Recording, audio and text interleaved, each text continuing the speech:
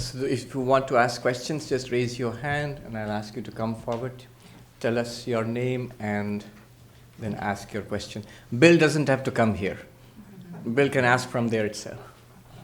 Yes. Swami, I've thought of this question again and again. How does the Vedantic standpoint compare with the scientific standpoint of the Big Bang? The scientific standpoint of the Big Bang. Of the Big Bang, yes.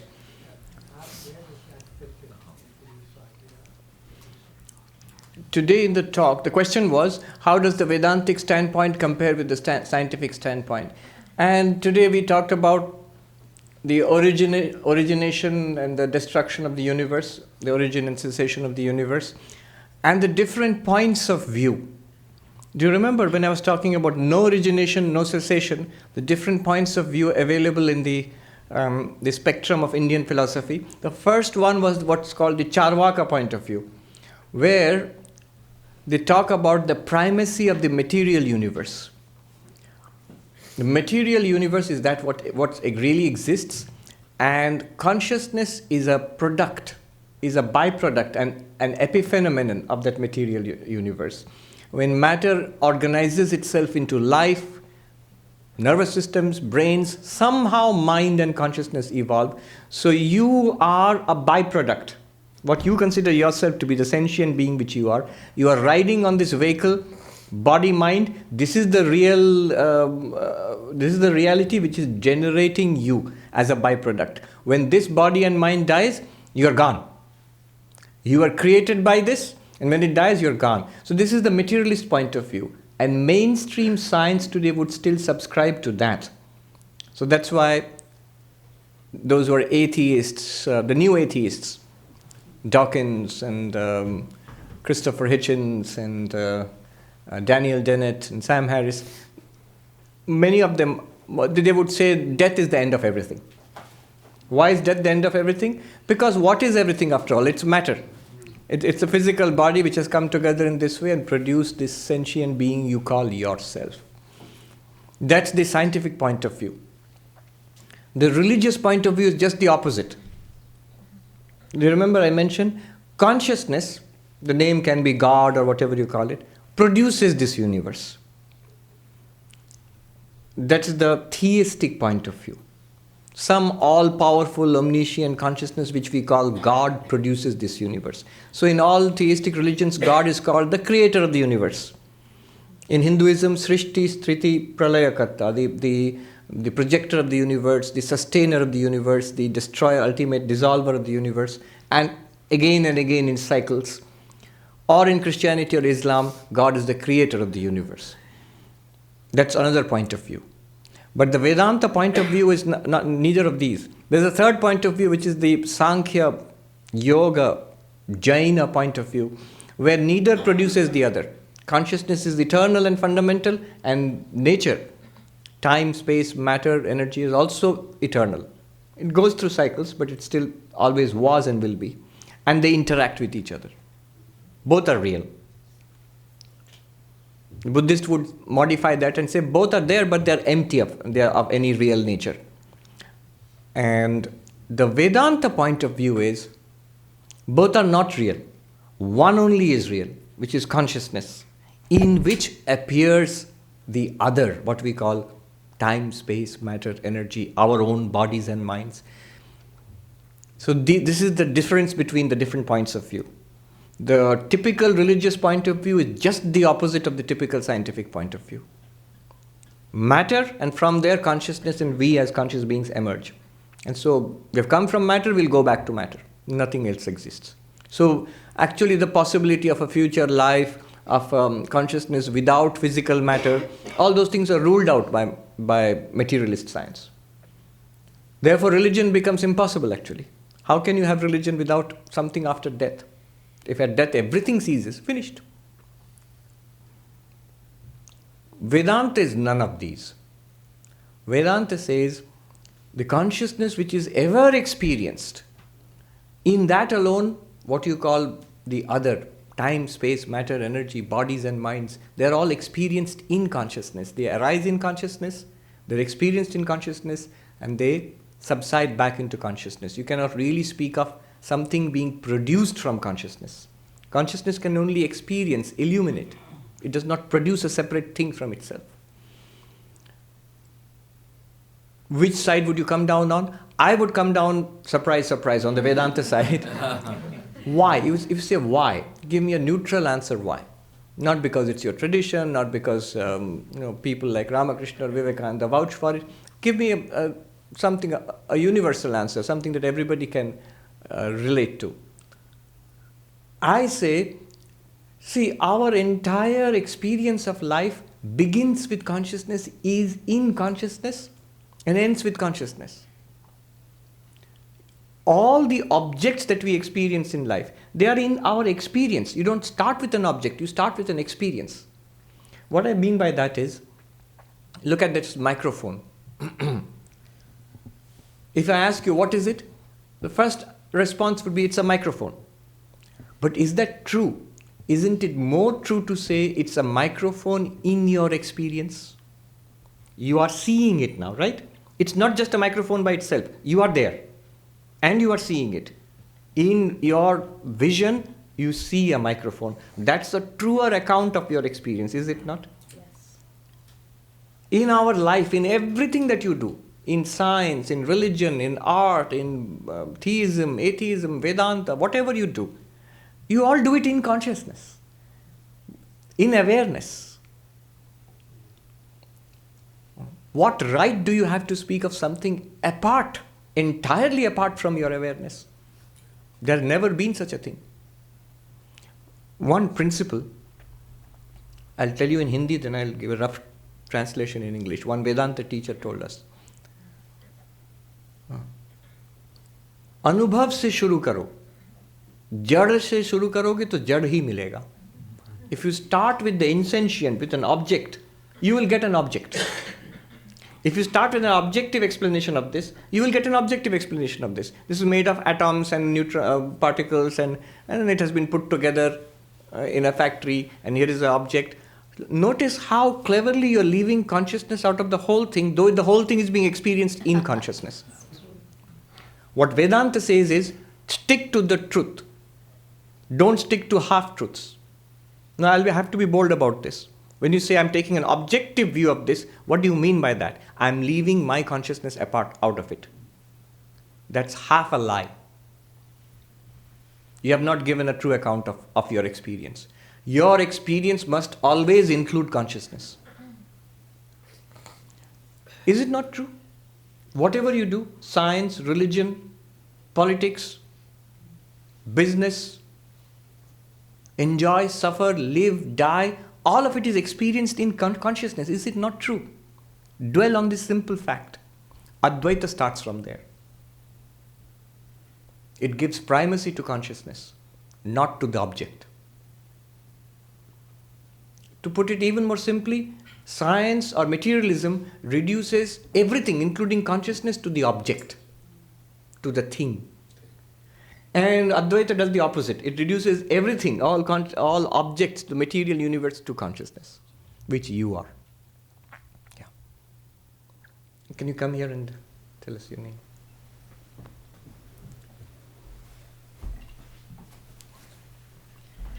Tell us your name and ask a question. Thank you, Swamiji. My name is Advait. Advait. Oh, how happily named. You're the perfect person. We should ask you questions. Advait means non-dual. I have two questions. First one is, if everything including Vedanta is an appearance, how can true knowledge be attained by studying it? And secondly, how do we see Brahman as existence itself, not just something which exists, but as existence itself? All right. You're asking two questions, but you can't. Your name is not two. That's good.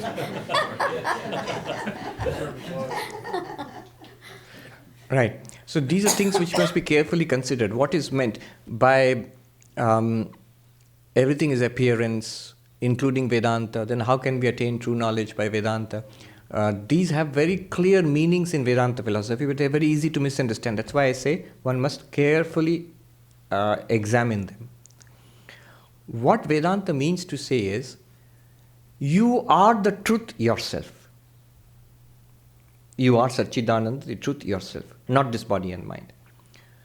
But our problem is that under the influence of ignorance, we do not know the fact about ourselves that we are Satchidananda. And in that Satchidananda alone, this body and mind are appearing, but we do not know that it's appearing in Satchidananda. We just think, this is what is there, and so I am this. It's an error that I am making. We are all making this error that because the body and mind are experienced, immediately we jump to the conclusion, I am this thing. It's based on an error of my real nature, it's based upon ignorance of my real nature. Ignorance of my real nature as Satchidananda leads to the error, I am body-mind. Now, so far you're with me? What Vedanta tries to do is simple. It does not try to reveal your real nature to you. Surprise, surprise. Vedanta does not try to reveal your real nature to you. It cannot. Because your real nature is beyond words, beyond conception, beyond thought. So how can something which is words? What is Vedanta? Words. What were we doing all this time? Using our intellect, hopefully. Thinking, trying to understand. But what you're trying to understand is beyond thought. Suppose if the definition is correct. So, it's like saying atoms. There are atoms in this room, but science tells us the atoms are too small to see. Now it's futile to keep trying to see very carefully. You can't, because by definition they're too small to see. Similarly, by definition it's beyond words and beyond intellectualizing. So what does Vedanta do? If it cannot reveal Brahman to you, what does it do? What is it doing? What did we do today? It removes misconceptions. What Vedanta does is, it does not reveal the reality itself. It removes our ignorance about the reality. It does not tell you you are this. It tells you you are not the body, not the mind. We saw today how you are not attached to the body, you are not bound by the body, you are not bound by the mind. That's what it shows you. It frees you from the ignorance that I am. Let's put it very precisely. Vedanta frees you from the ignorance that I am not Brahman. Shankaracharya put it in a very nice story. In Aitareya Upanishad Bhashyam, he gave a nice little story. A man was scolded by his guru. His guru scolded him and said, "You're not a human being. Amanushyattvam, you're not a human being." Typical scolding, which sometimes teachers or parents scold kids. Amanushyattvam. You're not a human being. And this man was very depressed. He was sitting there. Then another wise person comes along and says, "Why are you depressed? My guru said I'm not a human being." Then this wise man said, "I'll help you, wait. Look at all the non-human beings. Rocks. Are you a rock? No. Plants. Are you a plant? No. Lower animals, like lizards and snakes. Are you a lizard or a snake? No. Higher animals like cats and dogs and monkeys and elephants. Are you one of those? No. So one by one he exhausts the entire category of non-human entities and he agrees, I am none of them. Then the only remaining option? Human. You have to be human. You have to realize that you're a human. Shankaracharya says, after realizing that I am not a not human, after that if this man says, "So what am I?" then nobody can help him. In this case, in the story, you can straight away say you are human. Because human is something you can express and you can see and you use language to express. But it means, when we're talking about Vedanta, all that Vedanta does is neti neti. Not this, not that. And hopefully, at one point, the truth will flash upon you. Because the truth is ever present. Vedanta does not have to reveal Brahman to you. You, Brahman, are always self-revealed. Continuously. When? Now. Where? Here. Who is Brahman? You. But what stands in between is our ignorance and our error that I am not Brahman. And this is removed by Vedanta. Neti, neti, not this, not this. You know what, the way the Vedanta teachers taught, I didn't say it today, this very verse which we did, na nirodha na cha utpatti, na baddha na cha sadhaka, na mumukshu na vai muktaha, ityesha paramarthata. You know what they teach? Utpatti riti na. The universe was created. No. This is the meaning of neti neti. Nirodha iti na. The universe ceased. No. Baddha iti na. That you are in bondage. No. Sadhaka iti na. You are somebody doing spiritual practices. No. Mumukshu iti na. You are somebody who seeks liberation. No. Mukta iti na. You are somebody liberated. No. This is neti, neti, neti. In this process, you are supposed to stumble upon in a flash, get it, that I am the ever liberated Turiam. Right now, always was, am, will be. I did not have time to mention moksha, liberation. I will take the occasion of this question to answer that. Liberation, moksha, has been understood in different ways by Indian philosophy. In fact, I have a talk coming up in June in San Diego in the Museum of Art there. And the talk is about moksha. The conception of moksha in Indian philosophy. In different ways. You know what the materialist says? It's the materialist who does not agree that there is anything called moksha. But if you press the materialist, the charvaka, what is moksha? You can predict what the materialist will say. Death of the body is freedom. You die, that's it. You're free. What does the Jaina say about moksha? They have the conception of higher and higher spheres. You can see how this led to the heaven conception later on. It's a very ancient philosophy, older than Buddhism also. So, the enlightened person, in Jainism it is called Kevalin, literally meaning the alone, the Kevalin, rises to the highest sphere. So it's a kind of freedom in space, in a rarefied spiritual space, no doubt, but the idea, the conception is a space-based concept. Freedom in space. One way of looking at the Buddhist idea of nirvana is its freedom in time. How? It is a progression in time, a series of flashes of vijnana, of consciousness events. When this ceases, when it stops, you are free. Nirvana means deepa nirvanavat, like the flame of a lamp goes out, you are free. What is the flame of the lamp? It's a continuous burning of the lamp. Similarly, like a continuous burning, like a fever, we have this individualized consciousness which is burning and flickering lifetime to lifetime. When it ceases, you are free. Nirvana, which means free. But look at the language. My point here is only one word. When it ceases. It's a time-based conception of freedom. At one time, it will come to an end, this progression. The theistic idea of freedom is both space and time.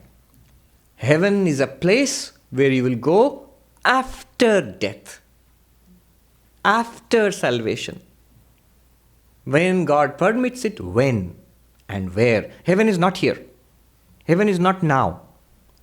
Then, there, when you go and live with God. And in Hindu theistic approaches, in Vaishnava philosophy, there are beautiful descriptions of heavens where you live in the same sphere, the same place as God, live close to God, in eternal devotion to God, singing the praises of God, so on and so forth, a proximity to God.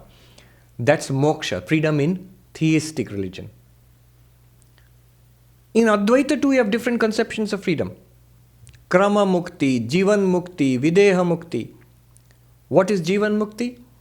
Those who get enlightenment right now, if you get realized, I am Brahman, you become free while living. The body will continue living. You are one of those enlightened masters. The body continues living for some time. Vivekananda says about enlightenment, no more is birth or death. Go thou from place to place, help them from Maya's veil.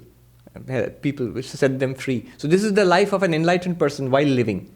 It's called Jivan Mukti. That is taken as the goal of Vedanta, Advaita Vedanta. Gaudapada cuts that apart also. There is another thing called Videha Mukti. Videha Mukti means bodiless freedom. This enlightened person, at one time the body, because of the past karma is exhausted, the body drops off. Drops off means it dies. So the person already free while living, while the body is living. When the body dies, he's still free. But from our point of view, he was free in the body, now he's free, bodiless freedom. He's no longer present before us in a particular body. That's from our point of view. And the third conception of freedom in Advaita is called Krama Mukti. Those who do not get knowledge in this life and yet have done a lot of spiritual practice, they go on to higher heavens and attain enlightenment in Brahma Loka. It said the highest possible heaven. So it's a sequential evolution. You're not enlightened here, but after death you don't come back to this world. You go to some other rarefied place of existence and finally you get knowledge there and you get free there. So three conceptions of freedom. Jivan Mukti, Videha Mukti, Krama Mukti. Free while living, the best. Which will ultimately culminate free while dead. Dead means the body dies. And the third one is, if you don't get any of these, then the third one you can hope for is sequentially, over time you get freedom. And you know what Gaudapada says? All three conceptions are trouble. And nothing but trouble. If you can, get rid of all these conceptions right now. All these three conceptions belong to whom?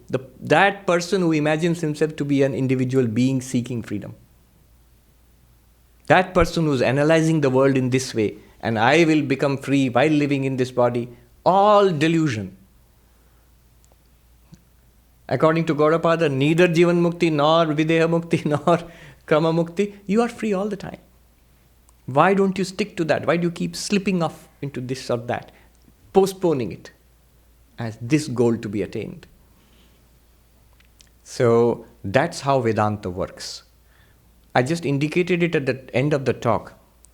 Vedanta says, having proved everything to be false, then you ask, what about you, O Vedanta? Are you false or not? Yes, I too am false. But having dissolved the problem of the world, before that, if you take Vedanta to be false, then there's no way out.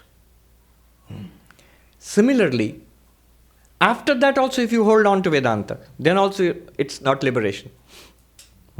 There's a saying, Yatra Veda Veda Bhavanti, where the Vedas become no Vedas.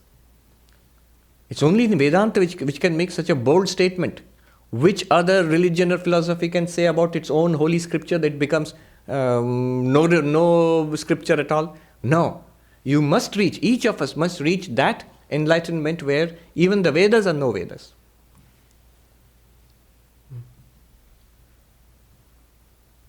What else did I want to say? Oh, a similar thing you find in Madhyamaka Buddhism, Shunyavada of Nagarjuna in the philosophy which say the Dalai Lama follows in Tibetan Buddhism. Nagarjuna says, Shunyata, the doctrine of emptiness, it is something similar to the doctrine of falsity of the world in Advaita. It says Shunyata, the doctrine of the void, the teaching of the void, is meant to free you from the world. Thinking that the world is something real to be grasped or given up. Both are dissolved when you realize it is empty. But he says, one who misunderstands Shunyata to be the highest teaching and holds on to that, for that person there is no help. The emptiness teaching will set you free from the world. But then you must not grasp onto the emptiness itself as some kind of teaching itself. You must let that go also. And then what? Advaita would say, you yourself shine forth as the truth. Buddhism would not go so far. It would just keep quiet at that point. All right. So this is the method of Vedanta. Now your second question was, if you remember? How do we see Brahman as existence itself and not something which exists?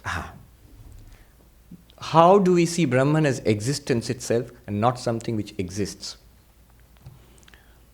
Brahman is to be seen as consciousness itself, not something you are conscious about. Let's start with that, then I'll come back to existence. It's easier to start with the consciousness aspect.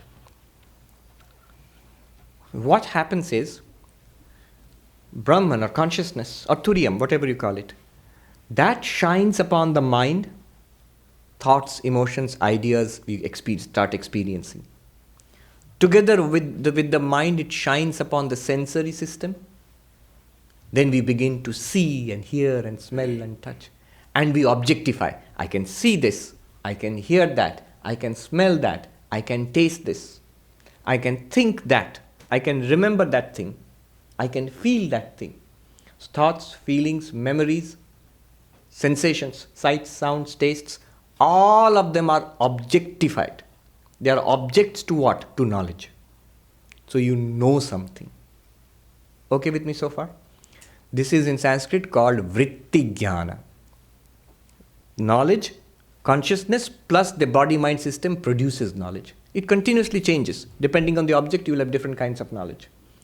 You cannot know Brahman like that. What it means is, you cannot know Brahman as something you can see or hear or smell or taste or touch or think or speak or remember or feel. Why? Why? Because ultimately it is Brahman which is behind all thinking, hearing, smelling, touching, feeling. That light alone with the body and mind is illumining all of this. Brahman is not an object out there, an unknown object which you have to illumine. It's rather the light which illumines all objects. That cannot be objectified. It's like with a flashlight you are seeing things in the world. You can see many things in the world, but the flashlight itself, if you try to turn it around, it's gone behind. You can't see it with that light. That light itself illumines everything. Now, then what do? You are that light. All you have to realize yourself is that I am the light by which everything is experienced. That's the way it is to be realized. What's the technique? Very simple technique. You can try it right now. Can all of you see this flower? Can all of you see this flower? Yes. This flower is an object, and the experiencer of that object are your eyes. In a very naive way, let's start. With your eyes, you are seeing the flower. Step 1. Step 2. Blink your eyes. How did you know that? Not with the eyes. With your mind, you noted that the eyes blinked. I can see, I cannot see, I need glasses. Who knows that? Not the eyes themselves, the mind. So now the mind is the one which is the seer, and the eyes become the object. With me so far? Step 2. No? Have I lost you? Go further back. Are you aware of the thoughts in your mind? Just think 2 plus 2 is 4. Did you think that? Huh? You are aware of your own thoughts? 2 plus 2 is 4? Yep. Huh? That thought, you are aware of it. What is aware of that thought? That which is aware of the thought is the seer, and the thoughts become the seen.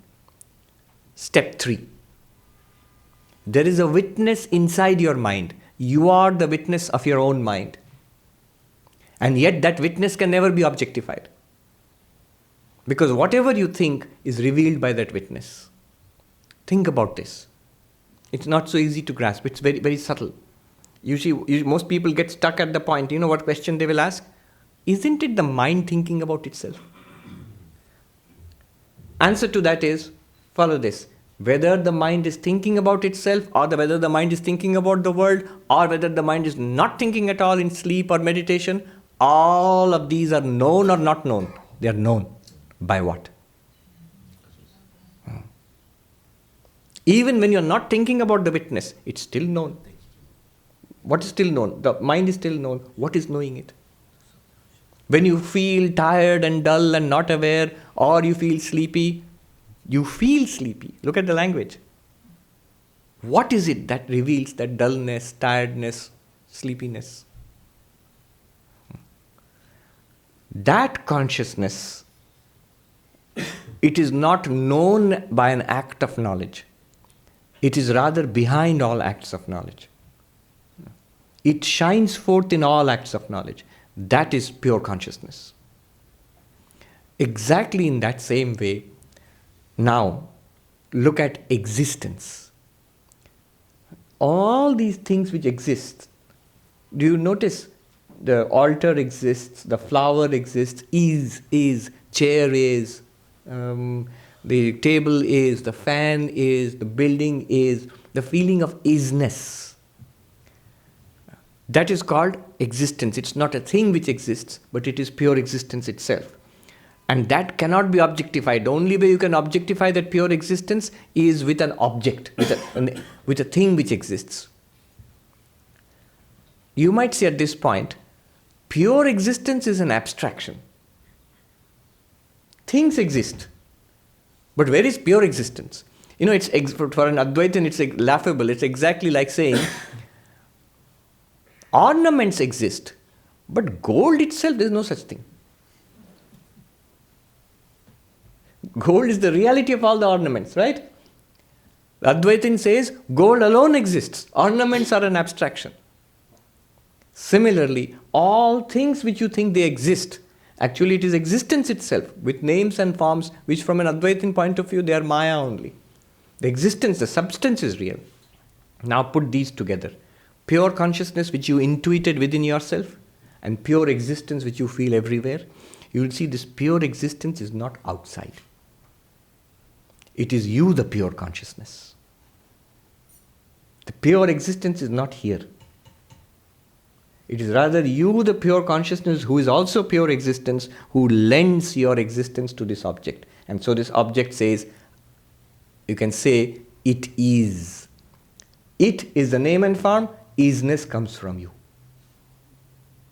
That isness and that consciousness are one and the same thing. Sat and Chit are one and the same thing. All right, very good question, Advait. The gentleman at the back, and then Pankaj will come. Yes, come here. Of course, your name, Advait, has all the answers.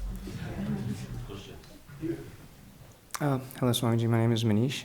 The question I have is if consciousness itself is beyond, cannot have a feeling, like feelings are outside of consciousness, happiness, sadness, then how is consciousness the source of blissfulness? Or how is consciousness's nature blissful? All right. It sort of contradicts. Right. If consciousness, if the feelings, did you tell us your name? Oh, Manish. Manish. So Manish is asking if feelings are outside consciousness. Let me stop you right there.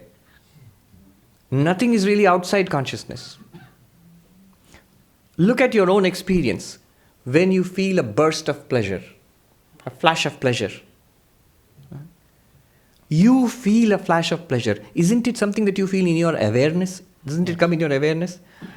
Does it exist outside and then your awareness goes and contacts it and reveals it? No. It's something that arises in your awareness.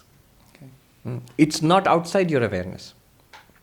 All feelings, all thoughts, all images, everything that we experience is in our consciousness basically. Gaudapada denies the external existence of things. Now, that's one thing. So bliss to be experienced must be experienced in consciousness. If there is no such thing as, there was a great deal of happiness, but I did not feel it. How can you say there is such a thing? There was a lot of happiness in my mind, I didn't feel it. If you don't feel the happiness, there was no happiness. Oh, my mind is very sad, but I'm okay. I don't feel it, so I'm okay. Then you are not sad. There is no sadness there at all. Feelings are always, they have to be directly illumined by consciousness to have any existence at all. Are you with me? Yes. Yeah. Feelings cannot exist like this thing separately from me. If I see it there, if I don't see it, it's still there. No, not like that. Feelings must be directly experienced to even exist. So, that's one thing. But the bliss aspect of consciousness, when you say Ananda, it does not mean a feeling. That very infinitude of consciousness, it is immortal consciousness, immortal existence. This infinite existence consciousness, this itself is called Ananda. You see, what is misery? It is a limitation. Misery comes from limitation. The Upanishad says, Nalpe sukham asti. There is no real joy in the limited. Bhuma eva sukham. The infinite alone is bliss. So this very infinite nature of ourselves as consciousness, that itself is bliss. Now that is recognized in objects outside. Something which I like, when I experience it, it gives me a flash of pleasure. That pleasure which I see outside is actually the same Ananda which is inside. It's just reflected like a little, Shankaracharya says, like spray from an ocean. The ocean is inside you. What you experience outside as happiness or bliss is a spray from the ocean. It's like foam from the ocean, which is already inside you, which is you, not inside you, it is you yourself. The example which Sri Ramakrishna gave of the dog which buried a bone, and would dig out the bone and chew on the bone. It's an old dry bone. It would cut its inner lip and blood would flow. And the dog would taste it and say, oh, what a tasty bone. It's tasting itself, its own blood. In the same way, we are tasting our own Ananda in food and drink and music and science and relationships and all of this outside, in success, in all the things which give us euphoria outside. All that euphoria, the joy, comes from within. And that's always there. Would that hold true even for misery then? No, misery is an obstruction of that. Okay. See, that experienced joy, when you want to experience it, it must be in the mind. If you're in deep sleep, you can't experience that particular joy of eating a cookie or something like that. So you need the sense organs, you need the cookie, you need the mind. All of that together gives you a flash of pleasure. That comes from within and is experienced as a movement in the mind. When that is obstructed, you get a feeling of pain or of misery. That's what misery is. Misery cannot exist without the mind. Pleasure also cannot exist without the mind. But the bliss itself, which you are, that exists without the mind also. It's like this. I use a mirror and I see my face. The reflected face in the mirror is like the bliss, like the pleasure we experience in the mind, in the world. And the original face is like Ananda, the Satchidananda, the real nature of the Atman. Now see the difference. To see the reflected face, I need a mirror. To experience joy in the world, I need the mind. That reflected face depends a lot on the mirror. Convex mirror, concave mirror, your face will look funny. Right? Similarly, depending upon the experiences you have in the world, you will get different grades of pleasure or joy. But it's the same joy within which is being reflected outside. Another thing, the reflected face comes and goes with the mirror. If you have the mirror, reflected face. No mirror, original face stays all the time. Similarly, the Ananda, the bliss you get in the world, the same Ananda is reflected outside in a vritti of the mind, movement of the mind that comes and goes. Not only comes and goes, it is subject to increase and decrease. The reflected face can be beautiful, can be nice, as good as your original face, or worse, depending on the quality of the mirror. It's reflected in one way in a pool of water, reflected another way in a broken mirror, reflected in another way in a dusty mirror, reflected another way in a shiny mirror, in a platinum mirror, reflected in different ways. Depending on the medium of reflection, it will keep changing. It's subject to increase and decrease, coming and going, superior or inferior. Original face, just the same. Ananda, pure bliss, your real nature, always unchanging. And last, most important feature. The reflected face is seen, original face is not seen. What you see is a reflection of the original face. The original bliss, Ananda, your real nature, is not an experience. Vivekananda said, look how profound his comment. It's not that it is happy, it is happiness itself. What is happy? The mind becomes happy when it's reflected there. So, that Ananda reflected in the mind is the pleasure you get in the world. Comes and goes, increases and decreases, and it is an experienced Ananda. The bliss, the original Satchidananda, it does not come and go, it does not increase and decrease. In fact, it is infinite. It's limitless. And it's not an experienced Ananda. All Anandas are experiences or limitations of that one. But in itself, it's not an objective. Who will experience it? It's itself the experiencer. You say, oh, if I don't experience it, then what good is it? The next question. It's like saying, if I can't see my original face, what good is it? What you see is a reflection. Once you realize it's a reflection of my original face, your desire to continuously keep reflecting it in a mirror will disappear. You will not feel that, oh, if I don't reflect it in the mirror, it's gone. No, it's not gone. It's always there. It does not depend on the mirror. The mirror depends on it for reflection. reflecting forming the image. Right? Once you know it's my original face, it's always there, you will not feel like reflecting it always. Similarly, once you know that you are Ananda, you will not feel that if that happy feeling in my mind is not there, so I am unhappy. You will not try to keep reflecting it in your mind. I will try to enjoy this, eat that, meet that person, go there, this vacation, that selfie. Yeah.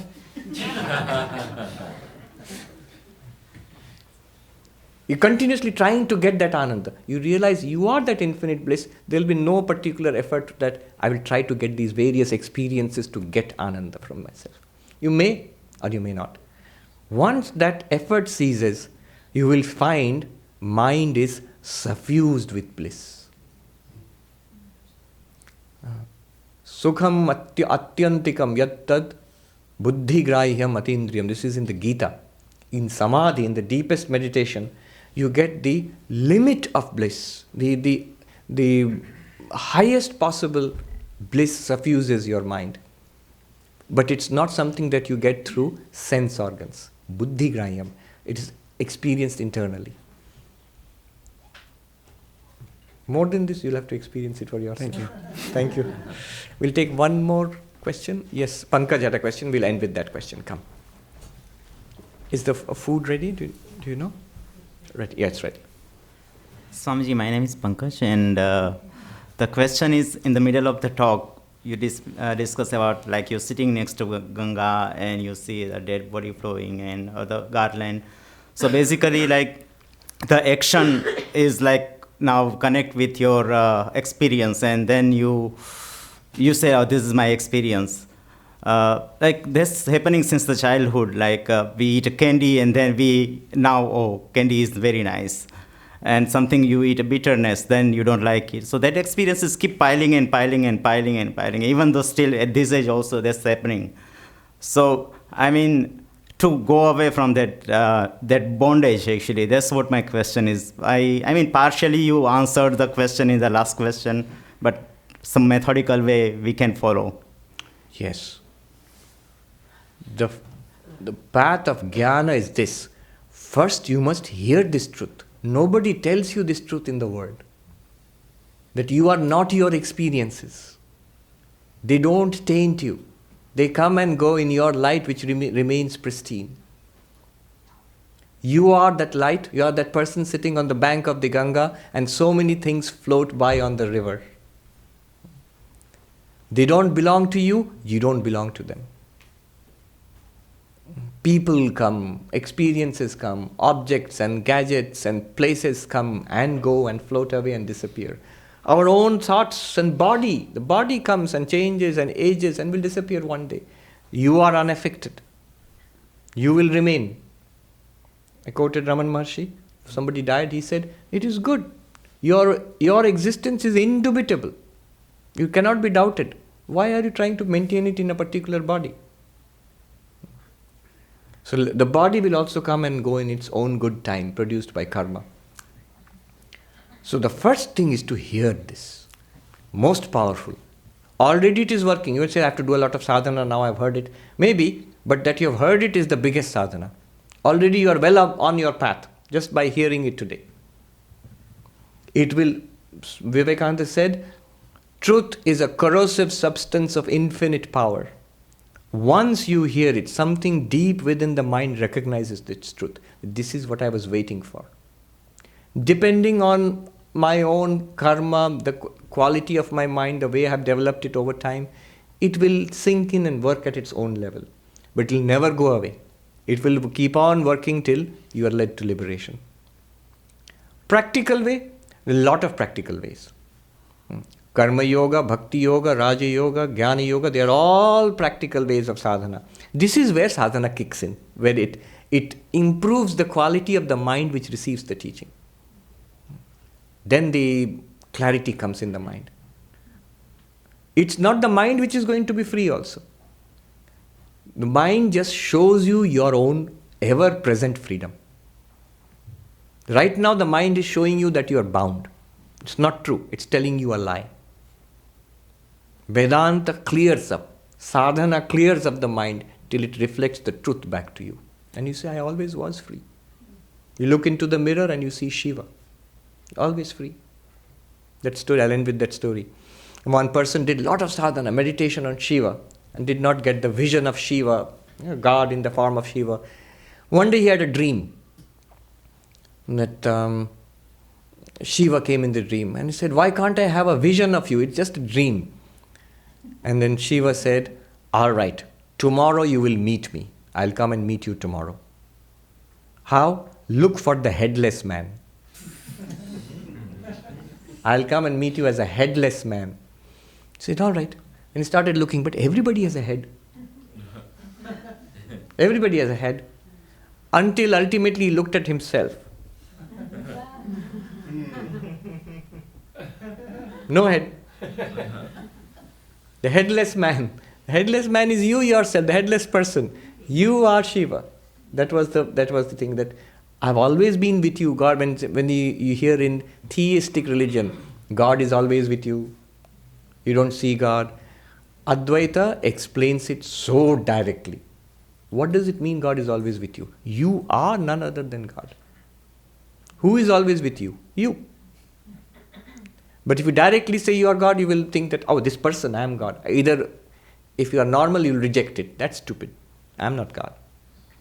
If you have a tendency to megalomania, you will accept it. I am God. Both are wrong. This individual being is not God. That reality is ever present. It is you, and it shines forth. But sadhana clears the mind, prepares the mind. And that's why it's necessary. Very good. We had a productive session, and this is also going to go on the internet, on the YouTube. So this is the second of a series of 3, possibly 4 lectures on the Mandukya Karika. The next one is called No Mind. That is at the end of May. We'll have one more lecture. And possibly a 4th one in June also. Because there are 4 chapters of Mandukya Karika.